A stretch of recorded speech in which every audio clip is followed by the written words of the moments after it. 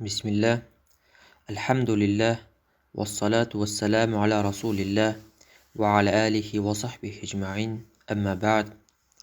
Alemlerin yoktan var etip, uşaq alemlerge her daim özünün rahmetin, nimetin bizlerge birip duruşu, bu dünyanın hem ahiretin hocası, kıyamet gününün birden bir patşası, Rabbimiz Allah subhanahu wa ta'ala'ga barça maqtav ve hamdleri biz bulsun. Ham Allah subhanahu wa ta'ala'dan şu jirlerge rahmat etip jiberilgen, kişilerin ve hamda peygamberlerin en yaxşısı, Peygamberimiz Muhammed ibn Abdillah sallallahu aleyhi ve sellemge көңіл түрінен шыққан салауат шәрифлері біз болсын. Ham Resulübіз sallallahu aleyhi ve sellem'den şuşa dinni bizge jitkiruşi, sahabelerge, tabi'inlarga, zor imamlarımızga, zor galimlerimizge Allah subhanahu ta'ala rahmeti ve hamda gafurları bulsun. Elhamdülillah Allah subhanahu ta'ala rahmeti bilen biz 3 asıl degan kitapны devam etemiz. İkinci ders biz to'xtab qoldik. Shunday so'zlarda i'lam rahimakallah annahu yajibu ala kulli muslim ve muslimatin ta'allumu thalathi hadhihi'l masail vel amalu bihinna. Bildi Allah subhanahu ta'ala sen rahimli ve hamda rahmetli bulsun. Her bir Müslümanğa, her bir Müslime hatın kızga farız, vacib bulup dura iş şuşu meseleni bilu, ham alar bilen amel kılu. Nindi son meseleler? Birincisi, Allah bizni barlığa getirdi, riziklandırdı. Ama bizni özümüzün kulga kaldırmadı. Bizge peygamber jiberdi. Ham kimde-kim şuşu peygamberge buysundu, cennetke kirir. Kimde-kim qarşı kilse şuşu peygamberge cehennemge kirir. Ham mına delil bulup dura, inna arsalna ileykum rasula şahiden aleykum kema arsalna ila fir'auna rasula fa'asa fir'aunur rasula fa'akhadnahu akhdan wabila. Allah subhanahu ta'ala ayta, biz sizge şahid etip Resul jiberdik. Niçik Firavunga Resul jibergen kebek. Firavun Resulge qarşı kildi. Hem biz anı qatı tutup halak ettik. Şunluktan Allah subhanahu wa ta'ala bizni barlığa getirdi. Hem bizge her vakit, her daim rizq berip dura.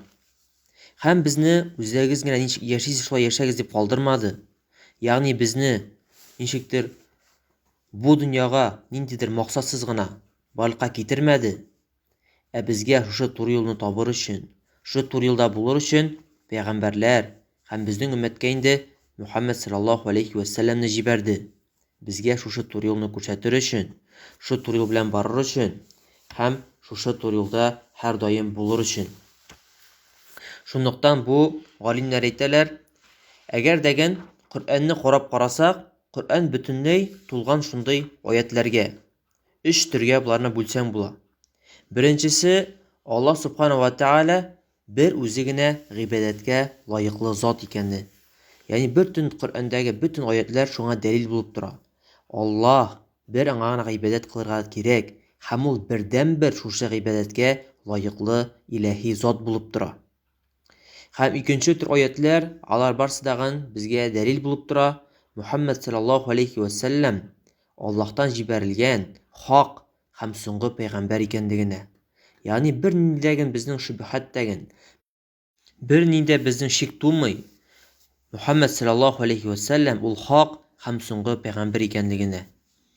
Hem bütün ayetler mına delil bulup duralar. Hem üçüncü tür ayetler alar delil bulup duralar. Şunday sözge kim Muhammed sallallahu aleyhi ve sellemge buysuna iken, anın sünnetine, ul etken emirlerge, ul kişi cennetke kirir. Kim ana qarşı kileyken, yani Resulübüz sallallahu aleyhi ve sellem bilgen emirlerini tınlamıyken, ya ise Resulübüz sallallahu aleyhi ve sellem tıygan neselerini işliyken, ul kişi cehennemge kirir diyen şu ayetler delil bulup dura. Hem Şeyh Salih al-Hudeysi bunda aytip kite, Allah subhanahu wa ta'ala bizni bu dünyaga uyun üçün gine, ya ise bulay üçün gine yaratmagan. Bizge şuşu barlığa getirgeç özünün şunday zor bir nimetin jibergen. Ул нинди ниъмәт? Безгә иярергә ниндидер бер үрнәк бар. Ул үрнәк безнең пәйгамбәрбез Мөхәммәд саллаллаһу алейхи ва сәлләм. Һәм уйлап карасаң, менә җәмәгать, я Аллаһның кулы, сиңа җиңел җәннәткә керү. Син җәннәткә керәсең киләме? Әйе, бөтен кеше әйтә, белим, җәннәткә керәсең килә. Менә сиңа үрнәк бар. Ул кем? Безнең Рәсүлебез саллаллаһу алейхи ва сәлләм. Бөтен гыйбадәтләреңне ул эшләгән кебек эшлә. Бөтен гамәлләреңне ул кылган кебек кыл. Ул нәрсәдән тыйды, шуннан тыйыл. Ул нәрсә әмер итте, шуны эшлә. Һәм моның әҗере нәрсә була? Әҗере моның җәннәт була. Уйлап карасам, бер ни авырлыгы юк. Хәтта моны гади кеше дә аңлый. Пәйгамбәргә ияр һәр вакытта, бөтен гамәлдә. Син уйлама, бу бер мөһим түгел дип. Юк, әгәр дә Рәсүлебез саллаллаһу алейхи ва сәлләм әйтте икән, бу бер бик мөһим. Рәсүлебез саллаллаһу алейхи ва сәлләм үзеннән генә әйтми, аны һәрбер әйткән нәрсәсе ул Аллаһтан вахи булып торды. Ул үзеннән уйлап чыгарып нәрсәдер безгә диннәр, яңа диннәр өйрәтмәде. Фақат Аллаһ субханаһу ва тааладан шушы динне безгә җиткерүче, вахи итеп сөйләшүче пәйгамбәр генә булды. Шунлыктан уңышка ирешәсең килә икән, Рәсүлебезгә буйсын. Әгәр дә инде буйсынмыйсың икән, каршы киләсең икән, моның бик куркыныч газабы ул инде җәһәннәм. Шуңа күрә Аллаһ субханаһу ва тааля безне ныгытсын, шушы сөннәткә нык тотынуга, шушы Рәсүлебез саллаллаһу алейхи ва сәлләм әйткән әмерләрне кылырга, Рәсүлебез саллаллаһу тыйган әйберләрдән тыелып яшәргә, барыбызга даган. Шуннан соң монда Фиргавун турында килә. Фиргавунгә Аллаһ субханаһу ва тааля Муса һәм Харун алейхиссәламны җибәрде, икесен дә. Һәм Фиргавун нишәде? Аларга каршы килде. Аларның әйткән сүзләренә буйсынмады, каршы килде. Һәм шуңа күрә аның урыны җәһәннәм булды. Шунлыктан бу безгә шулай үрнәк. Кем дә кем каршы килә, шушы пәйгамбәрләрнең әмерләренә, аның урыны ул җәһәннәм ут булачак. Һәм шулай ук монда бер дәлил булачак шундый кешеләргә. Кем дә кем буйсынмадылар икән, кыямәт көне әйтмәсеннәр өчен, безгә пәйгамбәр килмәде дип, яисә мин сөннәт турында Рәсүлебез саллаллаһу алейхи ва сәлләмнең хәдисләрен ишетмәдем дип, яисә мин бу дөньяда яшәп, пәйгамбәр Мөхәммәд бар икәнлеген белмәгән идем дип әйтмәсеннәр өчен, Аллаһ субханаһу ва тааля шулай итеп пәйгамбәрләр һәр даим һәр кавемгә җибәреп торды. Шуңа күрә галимнәр хәтта әйтәләр, хәзерге вакытта даган шундый кешеләр бик әздер, кемнәр Мөхәммәд саллаллаһу алейхи ва сәлләмнең барлыгын ишетмәгәнен. Хәтта интернет ашамы, китаплар ашамы, ваазлар ашамы, һәрбер кеше белә, ул хак пәйгамбәр һәм иң соңгы пәйгамбәрлеге икәнлеген. Икенчедән, шушы мәсьәләләрнең беренчесе без әйттек, Аллаһ субханаһу ва тааля безне барлыкка китерде, безгә һәр даим ризык биреп торды, һәм безгә һәр даим пәйгамбәрләр җибәреп торды. Һәм хусуси рәвештә безнең өммәткә Мөхәммәд саллаллаһу алейхи ва сәлләмне җиткерде, һәм кем дә кем аңа нык тотына, җәннәткә керер, кем дә кем каршы килсә, җәһәннәмгә керер дип әйтеп киттек. Икенчедән, أن الله لا يرضى أن يشرك معه أحد في عبادته لا ملك مقرب ولا نبي مرسل والدليل قوله تعالى وأن المساجد لله فلا تدعوا مع الله أحدا. Икенчедән, чынлыкта Аллаһ аңа тиңдәшлек кылу белән разый түгел. Кем генә булса да, изге фәрештә яисә җиргә җибәрелгән пәйгамбәр булса да. Чөнки Аллаһ субханаһу ва тааля Коръән Кәримдә әйтә, чынлыкта бөтен мәчетләр Аллаһныкы гына. Шунлыктан Аллаһ белән бер рәттән бер нәрсәгә дә, бер кемгә дә дуга кылмады.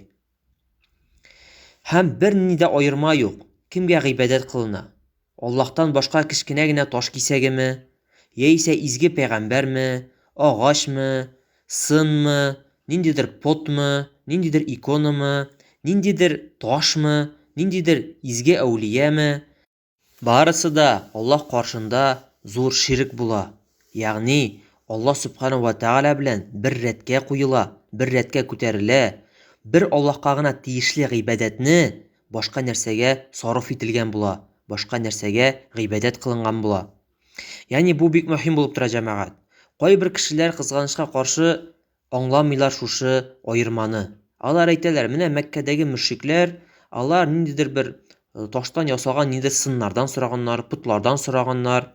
Biz бит инде менә бу изге каберләргә килеп, изге җирләребезгә менә килеп, корбаннар шалабыз изге каберләр, мәетләр каберләренә. Ниндидер анда алардан сорыйбыз, ниндидер дугалар сорыйбыз, ниндидер әйберләрдән анда ниндидер баганалар аша тирәли әйләнәбез, ниндидер агачларга җепләр бәйлибез. Бу бит инде ул ширккә керми диләр. Юк, җәмәгать, әгәр дәген гыйбадәт шул Аллаһтан башка нәрсәгә генә сарыф ителмәсен, ул шул тиңдәшлеккә китерлә. Чөнки карап карасак, шушы менә мөшрикләр Рәсүлуллаһ саллаллаһу алейһи заманында алар Аллаһка ышанганнар. Хәтта алар үзенчә гысыл да алганнар. Алар шулар кемнәр Кәгъбәтулланы төзеделәр, Аллаһның иң изге йортын. Хәтта анда харам мал да кертмәскә тырыштылар. Алар үзләренчә хаҗ кылалар иде, үзләренчә намазлар укыйлар иде, үзләренчә уразалар тоталар иде, үзләренчә ниндидер нәзерләр бирәләр иде, Аллаһтан сорыйлар иде. Хәтта әйтәләр иде, без 7 Аллаһка табынабыз, 7 иләһкә дип, берсе күктә ул Аллаһ дип, 6-сы җирдә дип әйтәләр иде. Ягъни аларның нинди зур, нишләп алар җәһәннәм әһелләре? Чөнки алар Аллаһ белән бер рәттән башка сыннарга, башка ниндидер рухларга, башка ниндидер каберләргә гыйбадәт кылдылар. Аллаһка ышанган килештәген. Хәтта кай вакытны Аллаһтан гына сорасалар дагын, бәрибер алар башка вакытны шушы сыннарга үзләренең гыйбадәтләрен сарыф итәләр иде. Һәм монда Шейх Салих аль-Худайси әйтә, менә кызганычка каршы ди, шушы менә Мәдинә шәһәренә кешеләр киләләр ди, ерак-ерак җирләрдән ди.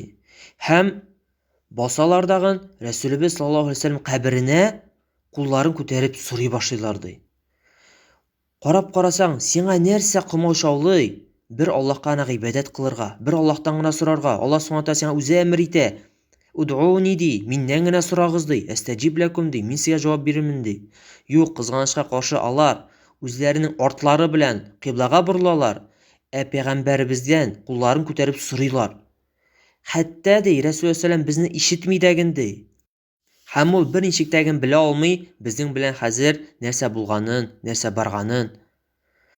Һәм Аллаһ Субханаһу ва тааля безне барлыкка китергән. Безгә һәрдаим ризык биреп тора. Безгә һәр вакыт үзенең ниъмәтләрен биреп тора.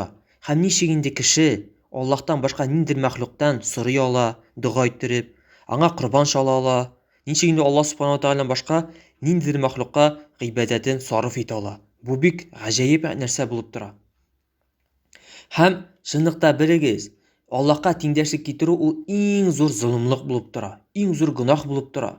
Әгәр дәген кеше Аллаһтан башка нәрсәдер шушы гыйбадәтен сарыф итә икән һәм шунда үлеп китә икән, ул мәңгелек җәһәннәм әһле булырга мөмкин.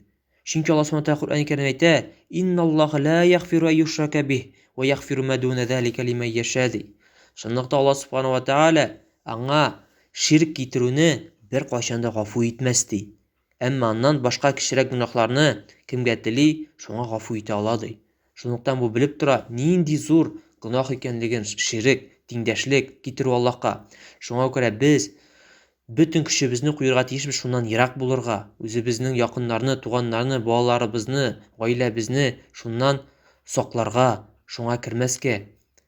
Һәм үзебез дәген шушы ширкне өйрәнергә тиешбез. Нишләп өйрәнәбез? Аннан ерак булыр өчен. Һәм бу аятка кагылып китик. Монда Аллаһ Субханаһу ва тааля әйтә: "Фәлә тад'у ма'аллаһи ахада" ди. Аллаһтан башка бер кемгә дәген дуга кылма ди. Дуга дигән сүз ул иң зур гыйбадәтләрдән булып тора ди. Шейх Салих аль-Худайси әйтеп китә. Ул ничек хәдистә килә? "Ад-дуа хуа аль-ибада". Чынлыкта дуга ул гыйбадәтнең асылы булып тора. Шунлыктан әгәр дә син дуга кыласың икән, бер Аллаһка гына дуга кылырга тиешсең. Я кулыңны күтәреп, "Я Расулуллаһ, миңа шәфаәт бир" дип түгел, чөнки шәфаәтне бирүче Аллаһ һәм Рәсүлебезгә дәгән ул рөхсәт биргәч кенә Рәсүлебез шәфаәт кылыр кыямәт көнендә. Шуңа күрә шәфаәтне дәгән без сорарга тиешбез фақат бер Аллаһтан. Ярдәмне дә сорарга тиешбез бер Аллаһтан гына. Пәйгамбәрләрдән түгел, фәрештәләрдән түгел, изге әүлияләрдән түгел, һәм ниндидер агачлардан, ташлардан түгел, фақат бер Аллаһтан гына. Һәм синең белән һәм Аллаһ арасында бер нинди арадашчы булырга тиеш түгел. Аллаһ Субханаһу әйтә безгә: "Уд'уни" ди. Миннән генә сорагыз ди, әстәҗиб ләкум ди. Мин сезгә җавап бирәм ди. Безнең арада һәм Аллаһ белән бер нинди арадашчы да юк. Фақат біз бір Аллахтан ғана сұрарға тиішпіз. Бір Аллахқа ғана ғибадат қылырға тиішпіз. Аннан ғана қорқырға тиішпіз. Аңа ғана үміт итергә тиішпіз. Аңа ғана тәвәккәл қылырға тиішпіз. Һәм барлық ғибадәтләрне Аллаһ ризалыгы өчен генә эшләргә тиешбез. Һәм ул арадашчы була алмый безнең арада берни фәрештә дәген, берни пәйгамбәр дәген. Һәм алар арасында бернинди аерма юк, біз әйткәнемчә. Кечкенә генә таш булса дагын, нинди агач кисәге генә булса дагын, һәм изге пәйгамбәр һәм әүлия булса дагын. Бу бик мөһим булып тора. Чөнки гарәп телендә менә монда аятны галимнәр аңлатканда фәлә тәд'у мa'аллаһи әхәдә дигәндә, әхәдә дигән сүз ул ән-накира аля сияқи ән-нафи дип атала. Ягъни шушы әхәдә дигән сүз ул бөтен әйбергә, ягъни гомуми рәвештә бөтен әйбергә дә кагыла. Бер кемдә, бер нәрсәгә дәген, бер кайчан дагын дуга сорама, бер кемнән дәген. Ул җан иясе булсынмы, кеше изге әүлия булсынмы, пәйгамбәр бөтенесе монда керә. Һәм бер нәрсәдән дәген, агач булсынмы, таш булсынмы, берсеннән дәген Аллаһ да әмер итә, дуга сорама. Ягъни дугага фақат бер Аллаһ кына лаек һәм аннан гына сорарга кирәк. Һәм шулай ук мөһим булып тора, кайбер кешеләр әйтәләр: "Әйе, мин Аллаһтан сорыйм, әмма мәсәлән менә балам тусын өчен, мәсәлән авырып киттем икән, менә бу изге җирләргә барып, изге чишмәләр белән коенып, менә бу изге кабердән сорыйм" ди. "Мин Аллаһка да намазлар укыйм бит инде" ди. Әмма кай вакытны менә корбан шалам, менә сразу терелеп китәм. Сразу мәсәлән кешенең балалары туа дип әйтергә мөмкиннәр. Ягъни бу кеше әйтәсе килә: "Мин бит инде Аллаһка да гыйбадат кылам. Әмма кай вакытны гына барып шунда сәҗдә кылам, шунда намаз укыйм, шунда корбан шалам, шунда нәзер әйтәм." Шулай дип әйтергә мөмкин. Юк, җәмәгать, белегез, әгәр дәген кеше үзенең гыйбадәтендә Аллаһ белән һәм башка әйбергә дә гыйбадат кыла икән, аның бөтен гыйбадәтләре, бөтен изге амәлләре юкка чыга. Ягъни бу бик куркыныч булып тора, уйлап карасам. Менә хәзер син әйтәләр, менә син 2-3 ай буе бездә эшлисең, әмма әгәр дәген шушы менә бер әйбер эшләсәң, синең бөтен зарплатаң юкка чыга диләр икән, кеше сораша башлый: "Нәрсә эшләргә ярамыйсың? Нинди әйбер эшләргә ярамый? Әйтегез. Кая ничек иттереп миңа шушы әйбердән ерак булырга, мин зарплатамны кисмәсеннәр өчен?" Хәтта кешегә әйтсәләр, 1000 зарплата кисәм дисәләр дәген, кеше шул ук вакытта шул әйбер турында сораша башлый. Шул әйбергә батмас өчен, шул әйберне эшләмәс өчен шул хатаны. Монда бөтен гамәл турында бара. Бөтен зарплата гына да түгел. Бөтен зарплата булса, ул инде ул әйберне бөтенләй белеп бетерәчәк.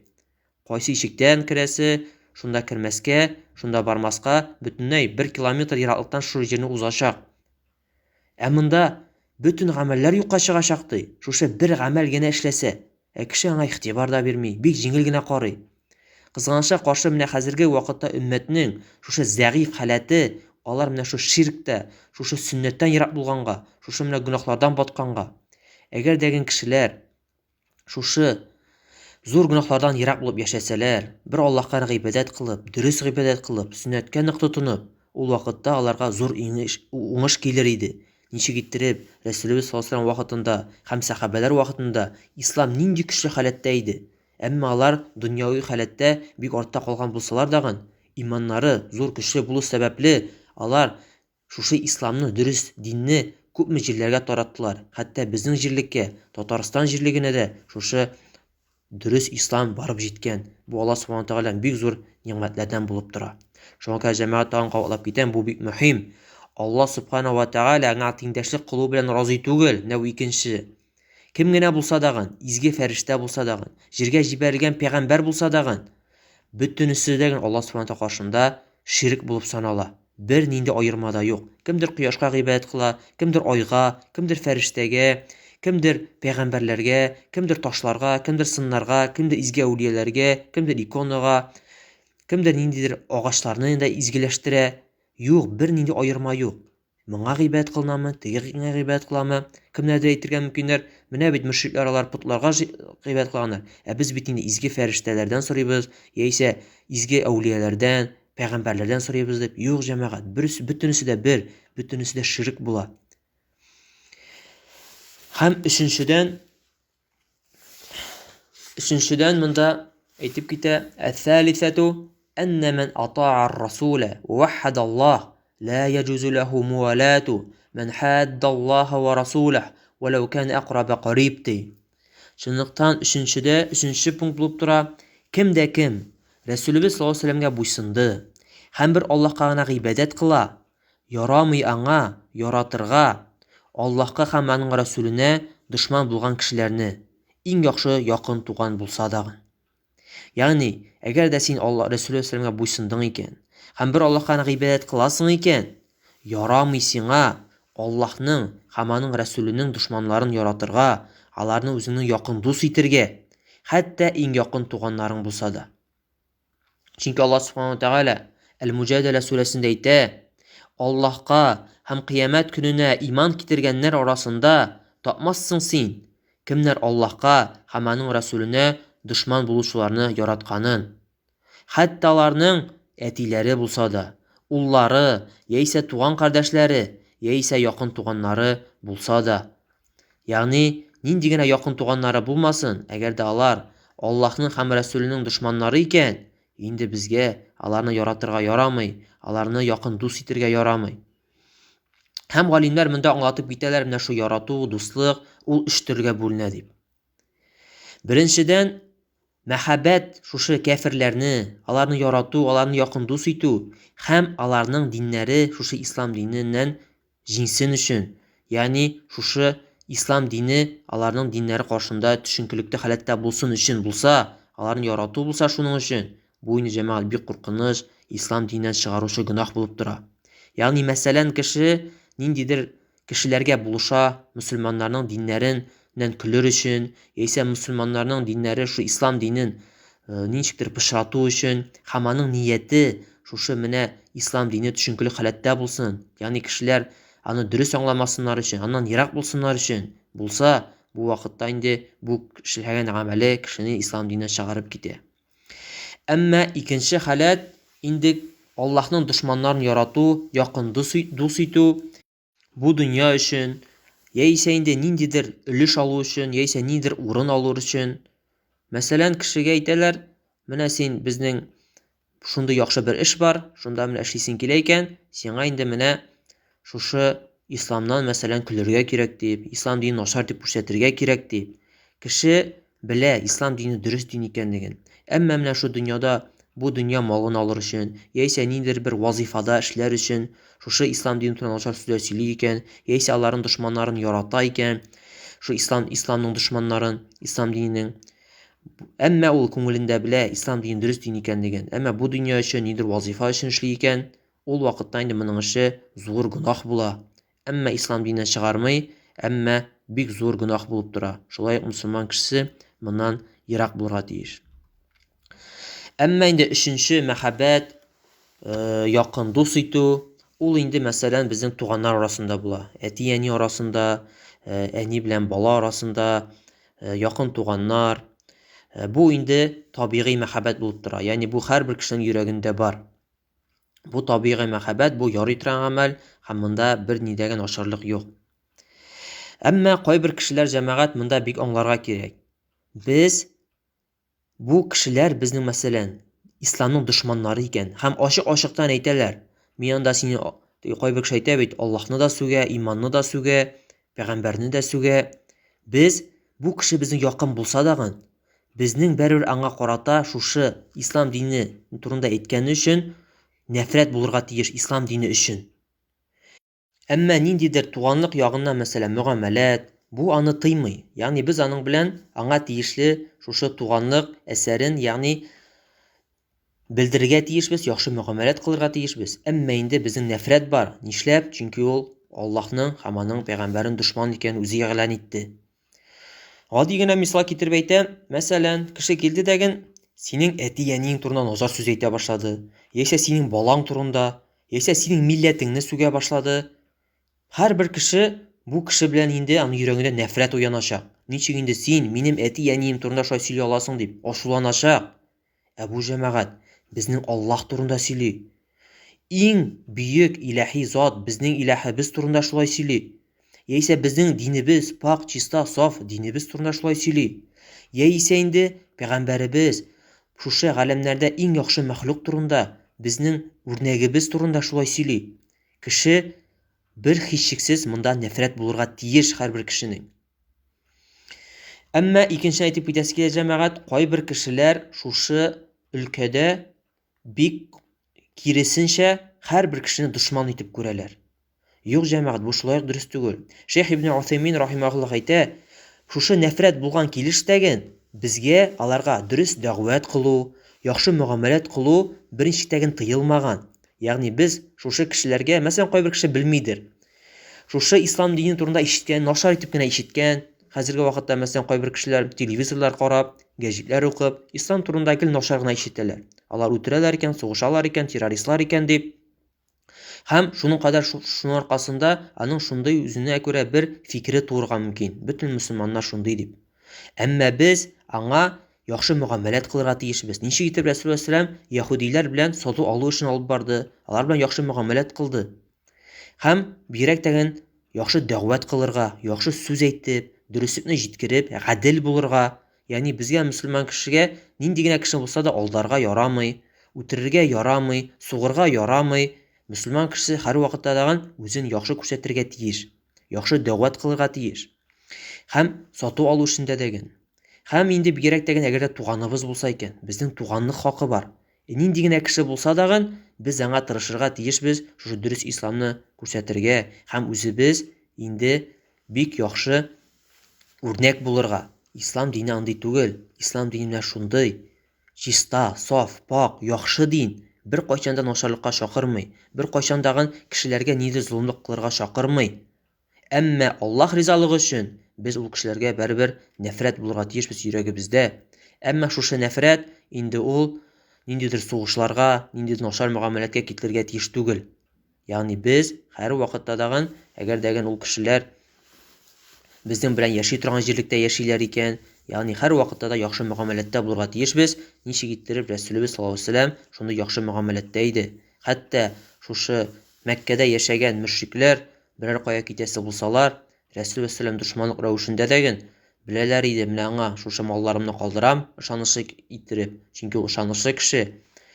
Һәм шулай иттереп аңа малларын калдырып китәләр. Һәм Рәсүл сәллям әйтми иде, булар минем дошманнарым, әйдә аларның малларын урлыйм дип, яисә аларга нидер зыян китерим дип. Юк, миңа ышандылар икән, мин мөселман бит, мин инде үз эшемне җиренә җиткереп эшләргә тиешмен. Һәм алар миңа ышандылар икән, инде мин үземнең ышанышымны беренчелектәген бозмыйм дип, шулай итеп эшли торган булган җәмәгать. Бу шулай бик мөһим булып тора. Һәм соңына әйтеп китә: "И'лам аршадакаллаһу ли-таатих анна al-hanifiyata millata Ibrahim, an ta'budu Allah wahdahu mukhlishan lahu ad-din, wa bidhalika amara Allah jami'a an-nas wa khalaqahum laha, kama qala ta'ala: wa ma khalaqtul jinna wal insa illa liya'budun, wa ma'na ya'budun yuwahhidun." Һәм дәвам итә шейх: "И'лам ди, бил ди, Аллаһ субханаһу ва тааля сине тур юл белән алып барсын ди. Безгә һәрберебезгә шейх шундый дуга кыла. Анна al-hanifiyata millata Ibrahim. Чынлыкта al-hanifiyya дигән сүз, ягъни бер илаһлек, ул Ибраһим алейһиссәламның дине иде. Аның мәгънәсе нәрсә соң? Менә ханифи дигән сүз, ул нәрсәне аңлата? Ул инде бер Аллаһка гына гыйбадәт кылу, ихлас рәвештә, бер аңа үзенә генә. Һәм Аллаһ субханаһу ва тааля шуңа һәрбер кешеләрне, ягъни әмер итте. Ничек итеп аятта килә: "Без кешеләрне һәм җиннәрне бары тик гыйбадәт кылыр өчен генә яраттык" ди. "Ва мa'na ya'budun yuwahhidun" ди. Ягъни Аллаһка гыйбадәт кылу, ягъни аны бер итү гыйбадәттә генә ди. Ничек итеп Ибн Аббас радиллаһу анһума әйтеп китә, нинди генә аятта ya'budun сүзе килә икән, ягъни гыйбадәт кылыгыз дигән сүз килә икән, ул инде мәгънәсе аның гыйбадәттә бер итегез бер Аллаһны гына дигән мәгънәгә ия дип аңлатып китә.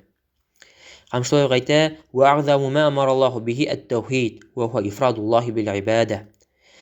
Чынлыкта иң мөһим, иң зур һәм иң тиешле әйбер булып тора ул таухид. Таухид нәрсә ул? Ул Аллаһ субханаһу ва тааляга бер үзенә генә гыйбадәт кылу ди. Ва аъзаму ма наха ан, һәм иң зур нәрсә, нәрсәдән Аллаһ субханаһу ва тааля тыйды безне, ул ширк. Ягъни Аллаһ субханаһу ва тааля тиңдәшлек кылу. Ул нәрсә ди? Ул Аллаһ субханаһу ва таалядан аның белән бер рәттән кемгәдер гыйбадәтеңне сарыф итү, яисә дуга кылу ди. Һәм шушы әйткән сүзләргә дәлил булып тора ди Аллаһ субханаһу ва тааляның Qur'anda aytgan сүзләре: "Ва'будуллаха ва ла тушрику бихи шай'a." Бер Аллаһ Субханаһу ва Тааляга гыйбадат кылыгыз һәм аның белән бер нәрсәне дәген тиңдәш китермәгез. Шай'ан дигән сүз монда бер кемдә, бер нәрсәгә дәген гыйбадат кылырга ярамый, Аллаһ белән бер рәттән тиңдәшлек кылырга ярамый. Бу иң мөһим булып тора, җәмәгать. Иң зур әмер иткән әйбер безгә Аллаһ Субханаһу ул тәүхид. Бер Аллаһка гыйбадат кылу. Бөтен пәйгамбәрләр шуңа чакырдылар, җәмәгать. Бөтен пәйгамбәрләр. Һәм шушы тәүхид әгәр дәген бозыла икән кешенең, инде аның тәһарәте бозылган кебек, кеше намаз укый икән, аның намазы кабул булмый тәһарәтсез.